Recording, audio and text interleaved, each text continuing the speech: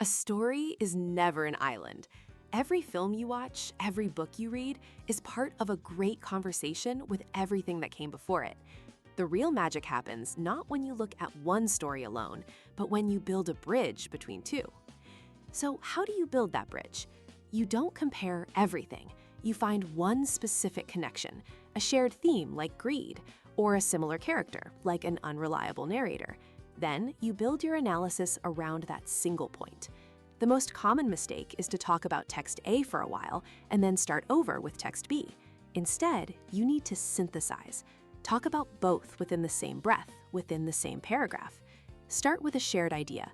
Both texts explore the corrupting nature of power. Then analyze the first text. Use a sharp turn, a comparative pivot like in stark contrast, and immediately dive into the second text, showing how it handles that same idea differently. Remember the golden ratio. Focus 70% on the differences. That's where the real insight lies. Think about a book versus its film adaptation. Don't say the movie left out the best part. Instead, say the director chose to omit the character's internal monologue and instead used a tense musical score and extreme close-ups to communicate their distress. You're analyzing the tools of the medium. Ultimately, comparing texts isn't about picking a winner.